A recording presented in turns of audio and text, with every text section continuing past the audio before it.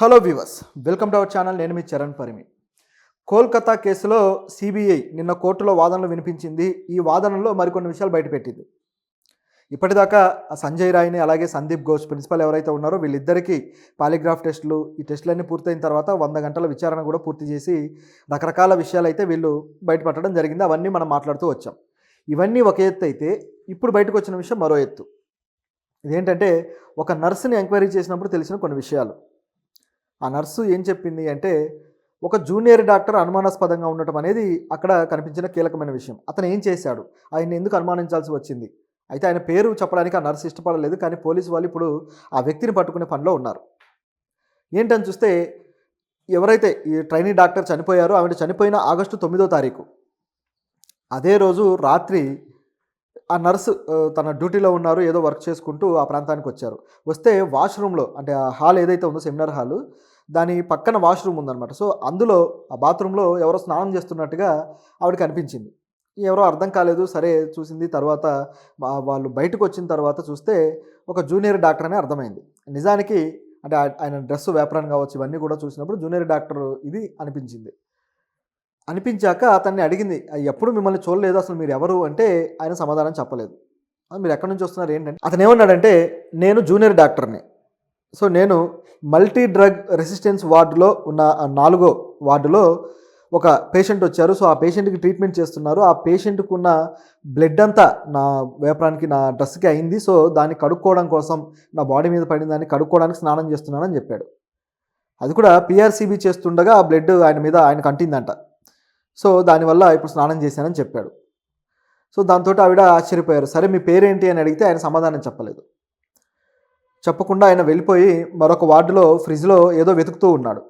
So వెతుకుతూ ఉంటే అసలు ఏం వెతుకుతున్నారు అంటే దానికి కూడా ఆయన సమాధానం చెప్పలేదు. అట్లా ఆవిడ 2-3 సార్లు ప్రశ్నించినా ఆయన మాట్లాడకపోతుండేసరికి ఆవిడకి డౌట్ వచ్చింది. ఎప్పుడు ఈ హాస్పిటల్లో చూడని వ్యక్తి సడన్గా అక్కడ కనపడడం అనేది ఆవిడకి ఆశ్చర్యకరమైతే, ఆ వార్డులో మరి నిజంగా ట్రీట్మెంట్ జరుగుతుందా లేదన్న డౌట్ కూడా ఆవిడకి వచ్చింది. సో ఇవన్నీ గమనించుకుంది. కానీ అక్కడ ఆవిడ ఎక్కువసేపు ఉండడానికి ఇష్టపడలేదు. అతను ప్రశ్నిస్తే ఆయన కూడా సమాధానం అయితే చెప్పలేదు. అయితే ఆయన ఫ్రిడ్జ్లో వెతికేది ఆవిడ గుచ్చి అడిగింది అనమాట. ఎందుకు చెప్పట్లేదు ఏంటి అని అడిగితే ఆయన పిఆర్బీసీ కోసమే వెతుకుతున్నానని చెప్పి అక్కడ నుంచి తప్పించుకున్నాడు. ఆ తర్వాత ఆయన మళ్ళీ కనపడలేదు ఆ హాస్పిటల్లో. అయితే ఆయన పేరు ఏంటి అని అడిగితే ఆవిడ పేరు చెప్పడానికి ఇష్టపడలేదు. మరి ఎందుకో తెలియదు. అలాగే తన పేరు కూడా చెప్పలేదు. సో ఇట్లా అంటే అతని పేరు మరి ఐడి కార్డులో చూసిందా లేదా అనేది కూడా వివరం లేదు. మరి ఆయన పేరు అయితే తను సొంతంగా చెప్పలేదు, కానీ ఐడి కార్డులో అయితే ఉంటుంది. మరి ఐడి కార్డు ఆయన క్యారీ చేశాడా లేదా కూడా తెలియదు. ఎందుకంటే జూనియర్ డాక్టర్లు ఐడి కార్డులు క్యారీ చేయాలి.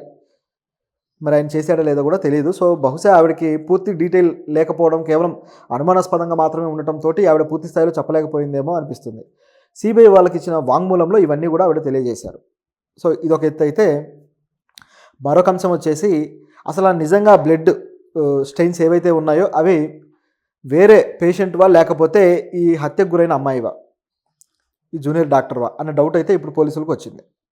కాకపోతే ఇక్కడ గమనించాల్సింది ఏంటంటే, జూనియర్ డాక్టరు హత్యకు గురైంది, ఈ సంఘటన జరిగింది తెల్లవారుజామున, అంటే 12 తర్వాత జరిగింది. అది 12 తర్వాత నుంచి 3 గంటల క్రమంలో ఆవిడ చనిపోయిందని చెప్పేసి ఆ రిపోర్ట్లో ఇవ్వడం జరిగింది. మామూలుగా అటాప్సీ రిపోర్ట్లో అయితే 3-3:30 ప్రాంతంలో చనిపోయిందని ఇచ్చారు. అదేవిధంగా శ్మశానంలో ఏదైతే ఆమెకి ఇచ్చేయాలో క్రిమేషన్, అక్కడ మాత్రం 12:45కు చనిపోయిందని ఇచ్చారు. సో ఇక్కడ ఒక కన్ఫ్యూజన్ అయితే ఉంది. మొత్తానికి ఆవిడకి జరిగిన సంఘటన మాత్రం 12:30 తర్వాత ప్రాంతంలో జరిగింది అనేది కొంతవరకు క్లియర్ అయింది. కానీ ఈ డాక్టరు చాలా ముందుగానే, ఆ టైం కన్నా చాలా ముందుగానే కనిపించడము, సో ఇది కొద్దిగా డౌట్ఫుల్గా ఉంది. అంటే నిజంగా ఈవిడకి సంబంధించింది కాకపోయి ఉండొచ్చు అనేది కూడా అనిపిస్తూ ఉంది. కాకపోతే అసలు ఆయన ఎవరు అనేది పట్టుకుంటే తప్ప తెలియదు. ఎందుకంటే ఎప్పుడు ఇక్కడ చూడండి డాక్టర్ ఇక్కడ ఎందుకున్నాడు. నిజానికి అక్కడ ఒక దందా అనేది జరుగుతుందని మనం చెప్పుకున్నాం. అవయవాలకు సంబంధించిన దందా కావచ్చు, అలాగే స్టెరిలైజ్ చేసిన మెటీరియల్ ఏవైతే ఉన్నాయో వీటిని వేరే చోటకి, బంగ్లాదేశ్కి వీటికి తరలించడానికి కొంత ముఠా అనేది అక్కడ ఉంది. సో వీళ్ళు అఫీషియల్గా జాబులు చేస్తున్నారా, లేకపోతే అనఫిషియల్గా వీళ్ళు డాక్టర్లుగా చలామణి అవుతున్నారా, లేకపోతే క్లీనింగ్ సెక్షన్గా చలామణి అవుతున్నారా తెలియదు.